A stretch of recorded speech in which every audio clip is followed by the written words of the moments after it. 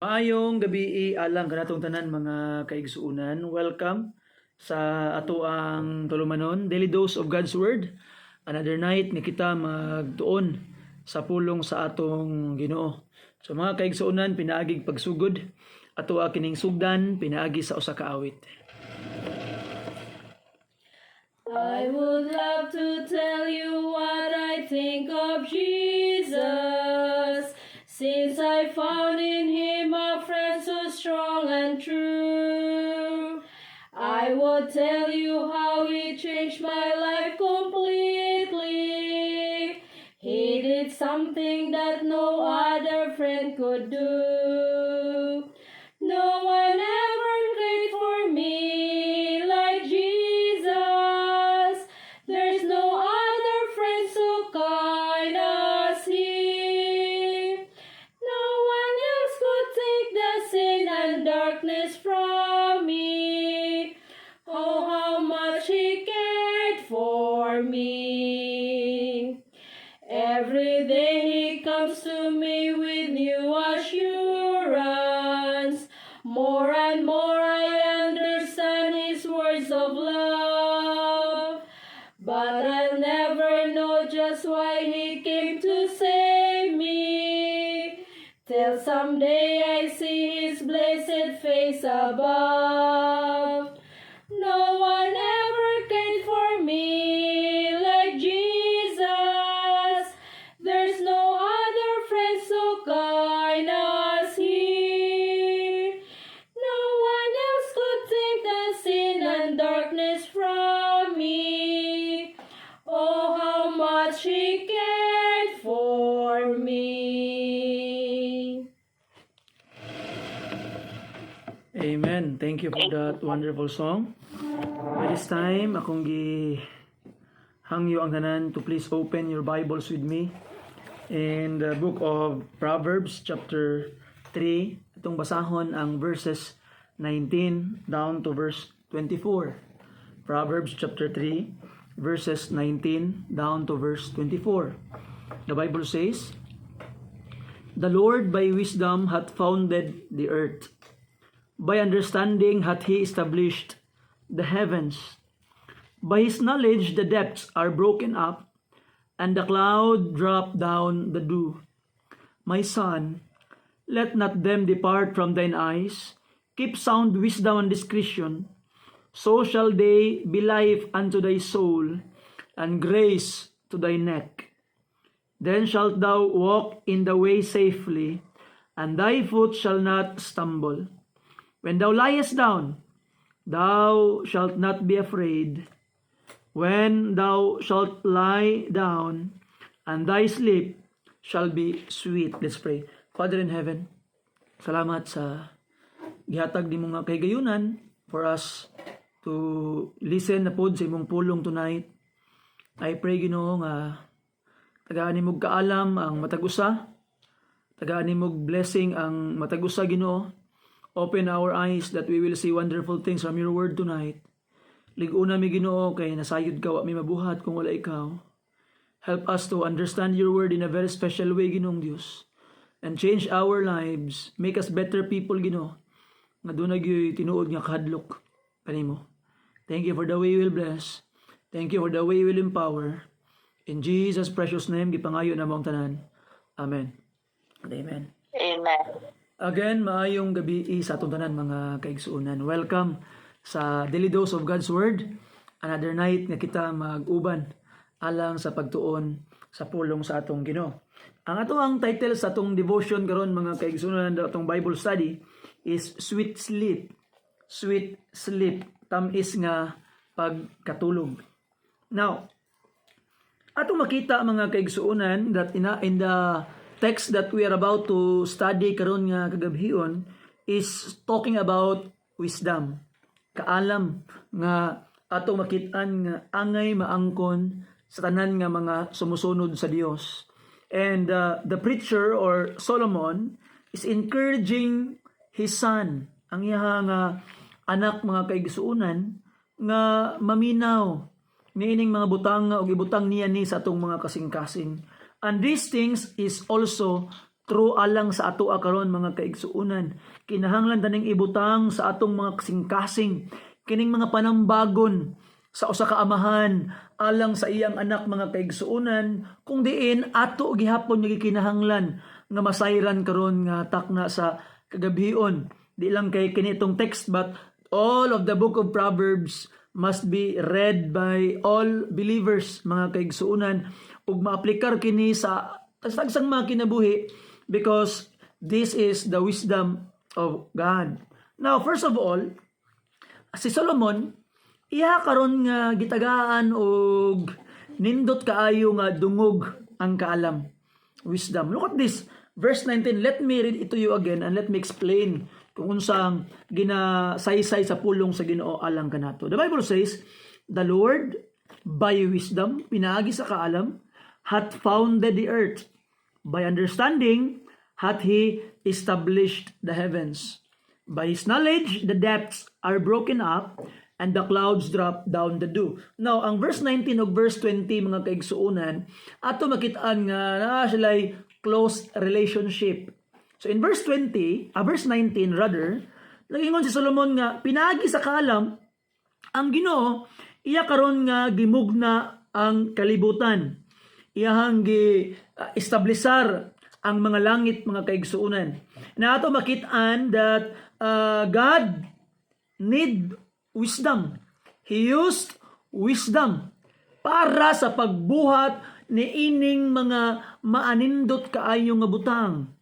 And we say nga Ginoo, our God himself, iyang ginapakita sa atoa nga siya mismo di kinahanglan niyang gamiton ang kaalam. He need to use wisdom sa iyang adlaw, sa iyang existence mga kaigsuunan. You see, yaning ang kaning kaalam, gigamit niya ang kaalam, pinaagi sa kaalam, gimugna niya ang kalibutan. Pinaagi sa kaalam, ato makit-an nga gimugna niya ang langit. And di lang kay pinaagi sa kaalam, gimugna niya ning mga butanga. Pinaagi pud sa kaalam mga kaigsuunan, iyaning gi-control or iyang gi-padayon sa pag-maintain ang well-being sa mga binuhat niya. Tanawa ang verse 19, verse 20. By his knowledge, the depths are broken up and the clouds drop down the dew. So ato makitaan mga kaigsuunan, kaning depths broken up, it's actually talking about the rivers, the source of water that water the earth, the dew nga nagabunyag sa kalibutan. So it is God's way of sustaining ang kalibutan nga iyahang gibuhat. So ato makitaan, pinaagi sa kaalam ang Ginoo iya karon nga gibuhat ang kalibutan og iya kining gi-maintain nga mahimong maayo ang kalibutan pinaagi sa iyang kaalam. Now listen carefully mga kaigsuunan. Ang Dios gigamit niya ning kaalam sa pagbuhat og pag-maintain niini nga mga butang og kining nga kaalam karon nga gigamit sa Ginoo paghimo niining mga butang nga atong makita, iyang gihimo nga available alang kanato karon nga nagsalig og nagtuo kaniya. Tiyaw mo na nga tot mga kaigsuunan. Tanawa, wisdom is very very powerful, that God created everything you can see. Pinaagi sa kaalam mga kaigsuunan. The creations, you see, the things that you can see, mga butang nga nag-sustain sa imong kinabuhi, and you yourself, ang imong kinabuhi mismo was created by wisdom. Okay? And ato makitaan, kini nga kaalam gihimo nga available sa Ginoo sa imuha karon. So you have in your hands a great power from God mga kaigsunan. Pero ato sa ning sabton, unsa ning nga kaalam? See? Unsa ning nga kaalam nga ato ang ginahisgutan nganhi nga dapit mga kaigsuunan. Look at this. First of all, di ba nag-istorya nga creation og sustaining sa creation? Look at in the New Testament, there are more light nga gihatag ang Bible alang kanato in the New Testament. In the Bible, in the book of Hebrews chapter 1 mga kaigsuunan, tanawon ninyo ang iyong Biblia. Hebrews chapter 1, ang giingon sa pulong sa Ginoo tungod sa verse 2 sa verse 3. Look at this. Hebrews chapter 1, verse 2, verse 3. Hath in these last days spoken unto us by His Son. So, God is speaking to us by the Son in our time today, whom he hath appointed heir of all things, by whom also he made the worlds. By whom also he made the worlds. So through the Son, gibuhat sa Ginoo ang mga kalibutan. And look at this, verse 3. Who, being the brightness of his glory, and the express image of his person, and upholding, look at this, upholding all things by the word of his power.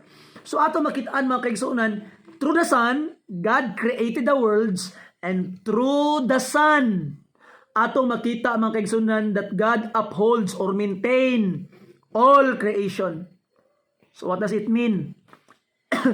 There a lot of scholars mga kaigsuonan, mga people who study the Bible, actually believe that the wisdom by whom or by which God created everything is actually our Lord and Savior Jesus Christ, the second person of the Trinity. Now ato makitaan, if you would try to look at other parts of the scriptures mga kaigsuonan in the book of Colossians mga igsoon, open your Bibles with me in the book of Colossians chapter 1. Atong tanawon mga kaigsuonan kung unsa ang giingon sa Bible in Colossians chapter 1. Okay? Okay, the Bible says in Colossians chapter 1 mga kaigsuonan, verse 15 and verse 16, who is the image of the invisible God, the firstborn of every creature, for by him, by Christ, were all things created that are in heaven and that are in earth, visible and invisible, whether they be thrones, dominions, and principalities or powers, all things were created by him and for him. And he is before all things, and by him all things consist. Look at that. So, everything was created by Christ, and by Christ, by the Lord Jesus Christ, by the Son, all things consist. Another one. Okay? In John chapter 1, basahon ang Bible mga kaigsuonan. John chapter 1, pulong sa Ginoo nagaingon in verse 2. The same was in the beginning with God. So in verse 1, it was the Word. And the Word was with God, and the Word was God. And we know that this Word is the Lord Jesus Christ. In verse 14, and the Word was made flesh and dwelt among us. Now look at this, verse 3. Talking about the Word or the Lord Jesus Christ. All things were made by Him. And without Him was not anything made that was made. So ato makitaan mga kaigsuonan that everything was created by the Lord Jesus Christ. So going back in our text in Proverbs chapter 3 mga kaigsuonan verse 19, but the Lord by wisdom hath founded the earth, by understanding he hath established the heavens. So through wisdom, and we can say that that is the second person of the Trinity, God created everything. And Jesus Christ is available to us today. He is the power and wisdom of God. Look at this. In 1 Corinthians chapter 1, tanawan ninyo ang giingon sa Bible mga kaigsuonan. 1 Corinthians chapter 1. Open your Bibles there if you would.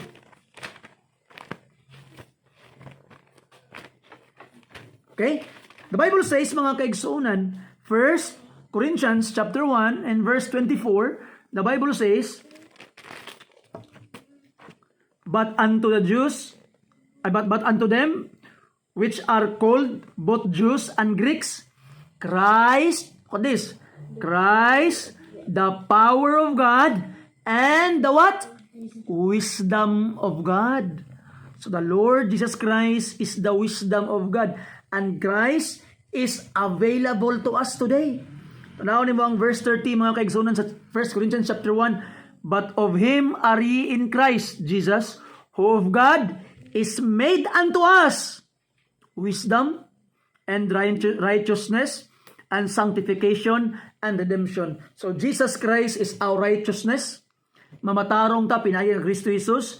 Masanctify ta, pinagi kang si Kristo Jesus. Maredeem ta, pinagi kang Kristo Jesus. And Jesus Christ is our wisdom.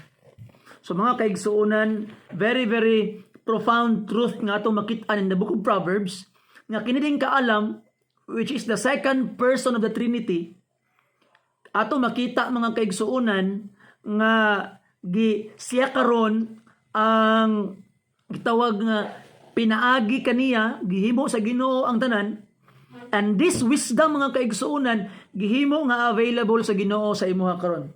Naampoy mga relihiyon nga nag-ingon nga kuyaw kaayo kani kunong wisdom in Proverbs chapter 8 manggod. Ang wisdom gigamitan siya metaphor nga she. And then it talks about being brought forth. So ang wisdom kuno gihimo lang kuno sa Ginoo. Dili ko mutuo ana nga ang wisdom gi-brought forth lang sa Ginoo, gihimo sa Ginoo. Nganuman kay some of the Jehovah's Witnesses in our time today, they believe that Jesus Christ is the wisdom of God, and because Jesus Christ is the wisdom of God, He was just created by God. No, tanawa ha, kung si Kristo Jesus wisdom sa Ginoo, unya gibuhat lang sa Ginoo, sa ato pa kay binuhat lang man di ay kung tinuod pa si Jesus Christ sa Ginoo, do na lugar panahon nga ang Dios walay wisdom. You see? Are you ready to believe that one day there was a time that our God has no wisdom? Aya lang siya nakaangkon og wisdom sa paghimo niya wisdom. No, in the very beginning, wisdom is already there. Why? Because there was not a time nga walay wisdom ang Dios. So ato makitaan makaigsunan nga dili gihapon mosalir ang ilahang pagtuo nga mali. Na ato makitaan that Christ is the wisdom of God. And tanawa ang atong text mga kaigsunan. Look at this. Verse 21 ang tambag ni Solomon. My son, let not them depart from thine eyes. Keep sound wisdom and discretion. So ingon pa ni Solomon mga kaigsuonan, ayaw gyud ibulag ang kaalam nga naa kanimo. Ipabilin kanunay ang kaalam nga naa kanimo. In their time before mga kaigsuonan, when they talk about the wisdom of God, they are talking about the word of God and the wisdom that are given to God to them. But in our time today mga kaigsuonan, we find a new meaning ni ining mga butanga, and the real meaning of this, which is the Lord Jesus Christ. Ayaw ibulag si Jesus Christ sa imong kinabuhi mga kaigsuonan. If Christ is with you, then you are complete. You see? So I hope with the grace of God, imo yung ipakita, imo yung kuptan pagyud sa Ginoong Hesus sa imong kinabuhi. Love Him more and know Him more because He is the wisdom of God. You see? If you wanted to know kung unsa ang maayo nga pagkinabuhi sa kalibutan o unsa mang mga butanga, then you need the Lord Jesus Christ because He is wisdom. Let Him guide you sa imong kinabuhi. Let Him direct your life and let Him be the captain of your life mga kaigsuonan. Ayaw na pagbuot-buot sa imong kinabuhi. Always ask the Lord Jesus Christ, Ginoo, sa akong angay buhaton, you are the wisdom of God and you are my wisdom, Ginoo. You see, guide me. Mabitaw na akong ginaingon balik-balik sa mga katawhan. Ayaw ninyo ingna ang Ginoo nga Lord, mo ni akong plano, mo ni akong gusto. Approve ka Ginoo din na mao. Dapat ang atong isulti, Lord, unsa man ang imong gusto nga akong plano, unsa man ang imong gusto nga akong buhaton Ginoo, tudloi ko kay akong tumanon. You see? And that's the time that we make use of our wisdom, which is the Lord Jesus Christ. Ask Him, what must you do? Ask Him, what must be your plan? You see, what is His plan for you? Para imo siyang matuman. Ang daghang mga tao karon mga kaigsuonan, nagahimo og ilang plano, unya ila lang ipa-approve sa Ginoo. Unya kung dili mo approve ang Ginoo, mangluod dayon di na mga lagad, delikado. You see? So, we must allow God to give us plan because He is the wisdom of God. Di siya masayop. He is too wise to be mistaken, too good to be unkind. Now, look at this. In verse 22, what will happen mga kaigsuonan if you have this wisdom? Naani mo si Jesus Christ. Verse 22, so shall they be life unto thy soul and grace thy neck. Sa verse 22, we can find two aspects tong kinabuhi. Okay? The inner and the outer. The physical and the spiritual. Now, ito makita mga kailan, first of all, if you have wisdom, you have life to your soul. Na kay kaluwasan. Na kinabuhi ang imong kalag mga kaigsuonan. Di ka na malabay sa impyerno. You have life to your soul. The Bible says, so shall they be life unto thy soul. The wisdom of God will be life to thy soul mga kaigsuonan. And ato makita, not only life to thy soul, but grace to thy neck. Meaning, talking about our physical life. Talking about our earthly life. Now ato makita mga kaigsuonan. Pagdating sa tuang kalag, you need Jesus Christ. o pagdating sa tong physical nga kinabuhi, adlaw-adlaw nga pagpanginabuhi, we also need the Lord Jesus Christ, mga kaigsuonan. He alone atong dalangpanan. He alone ato ang maduulan, mga kaigsuonan, nga mutabang gid sa tuwa, nga ang tinuod nga tabang atong maangkon in matters of our soul and matters of our physical life. Christ mudangop taniya. And as a result, kung imo nang buhaton, verse 23, then shalt thou walk in thy way safely, and thy foot shall not be stumble. So nay stability ang imong kinabuhi. Your life will be established. Maligon ka na kay anchor, and your anchor is the Lord Jesus Christ. You see? Kabalo ka? Maunang dagang mga tao, walay direksyon ang ilang mga kinabuhi. Dili kabarog ang ilang mga kinabuhi because they are trying to live apart from the Lord Jesus Christ. Matingala ka sa mga tao karon no, na anay mga kwarta, wag gyapon kalipay. Nyo si ato makita nga daghan pagyapon kuan, pangitaon pa ang kalipay sa mga bisyo, pangitaon pang kalipay sa sugal, pangitaon pang kalipay sa pagpamayi, pangitaon pang kalipay sa mga kahilayan nga butang. But let me tell you this, mga kaigsunan, if you have the Lord Jesus Christ, then those place are not the place for you to look for happiness. Kay na ang kalipay ug ang contentment, satisfaction kang Ginoong Hesus, mga kaigsunan. Live for Him. Pagkinabuhi alang kaniya, mga kaigsunan. You see? Inato makitaan nga gwapo kayo ang kalinaw, ang peace nga gisaad sa verse 24. Look at this. When thou liest down, thou shalt not be afraid. Yea, thou shalt lie down, and thy sleep shall be sweet. Kabalo ka no kung na kay problema bitaw? Di ka katulog. Magsigag limbag-limbag. Nakadumdum nung kakang Job. Tanawa si Job, mga kaigsuunan. Sa diha nga nagsakit si Job, nasa'y problema, gibiyan sa siyang asawa, nagsakit siya, namatay ang iyang mga anak, napobre sa pag-ayo, wala siya makaon, piti na gid niyang pobriha, unya ginatamay pagid siya sa iyahang mga amigo.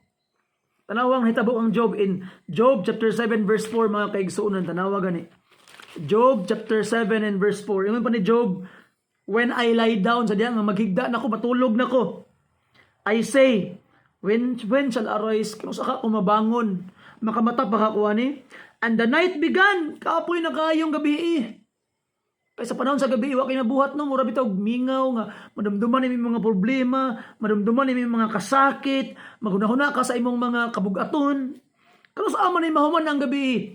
Kung na kay problema, taas kayong gabi. Kana bitong nagsakit ka or na kay problema o di ka katulog, mahigag handom. Dugaya pa kay mo ugma, oy. Dugaya pa kay mo hayag, oy. Gakapuyo na kagulat. You see? And ato makita ang kigsunan, and I am full of tossing to and fro unto the dawning of the day. Sige lang kog limbag-limbag, tossing to and fro. Ingon pa ni Job. Si Job, mga kigsunan, sa dihan nasa'y problema, naglimbag-limbag siya, tuyok naman, bali naman, bango naman siya, higda naman siya, di siya katulog. Kano sa apa ka mo buntag? Inana ang ginabati, mga kaigsuunan, sa tao nga na'y problema, sa tao nga na'y pagsulay, sa tao nga na'y kabugaton, pero sultian di kaigsuon, dunay kalinaw diha kang Kristo Jesus. Dangop kaniya karon. O sa diha nga budangop kaniya, I hope with the grace of God, you would learn to submit sa iyaha. Kaya ang tao moingon, ako namang gitugyan ang tanan sa Ginoo, pero kakabalaka pagyapon, sige pagyapon huna-huna, sige pagyapon og gitawag nga kasamok.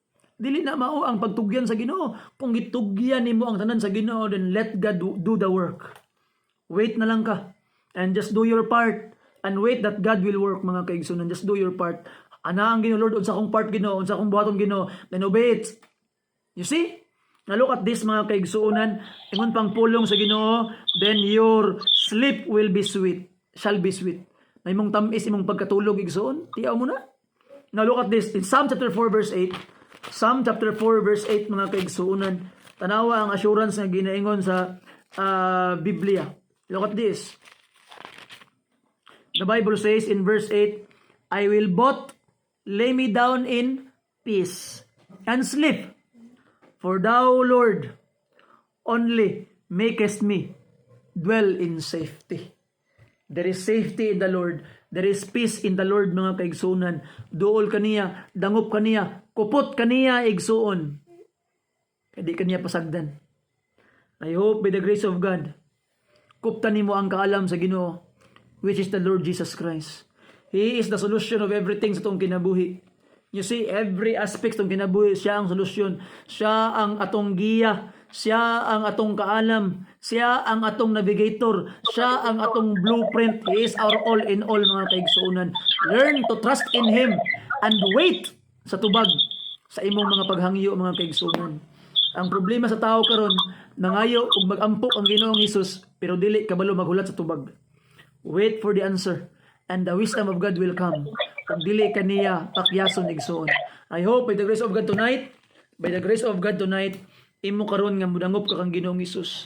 And maybe dili pa kadangop sa Dios karon kadi pa kaniya anak. You must be saved today. Be saved today.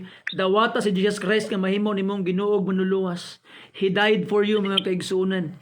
Ganina, we have a Bible study dito sa amoang area sa Bible study, and I have talked about salvation, the grace of salvation. If you wanted to understand unsa ang relationship sa works, sa grace, sa faith, sa tong kaluwasan, then I suggest that you would watch that video. Ako ang i-upload unya, mga kaigsuunan, kay importante kay nga atong masabtan ang gitawag nga kaluwasan. Salamat sa inyong pagpaminaw. Usa ka awit alang kanato. He leadeth me, O blessed thought, O words with heavenly comfort fraught. Whate'er I do, where'er I be, still 'tis God's hand that leadeth me. He leadeth me by His own hand. He leadeth me. His faithful follower I would be, for by His hand He leadeth me. Lord, I would clasp Thy hand in me, nor evermore mourn nor repine. Content whatever that I see, since is my God that leadeth me. He leadeth me by His own hand. He leadeth me. His faithful follower I would be, for by His hand He leadeth me.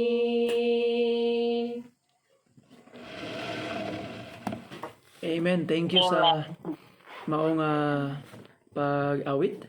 Mag-pray kita. Let's close in prayer. Father in heaven, thank you, Lord, sa imong kayo, imong gugmalang kanamo. Bless and empower us, O God. Tagahimig kaligon, Ginoong Dios, nga magkahiusa ang amuang pag tuon sa imong pulong sa Ginoo, sa imong pulong Ginoo. O mahimo gyud, Lord, nga matuman namo ang imong kaubuton. Panalangin ni among mga pamilya, among mga panginabuhi, among mga panglawas, Lord. Pambali mi sa among mga sakit, ug tagahimig kadaugan sa among mga plano, Lord, nga imong ihatag kanamo. Salamat sa kaluwasan ug salamat sa pagpainumdom, Ginoo, nga si Jesus Christ ang kaalam nga ang kinahanglan namo maangkon, Ginoong Dios. Thank you for the way you will bless. Thank you for the way you will empower. In Jesus' precious name, gipangayo namang tanan. Amen. Amen. Salamat ug maayong gabi sa tanan. Malami, Klein. Ay, gabi.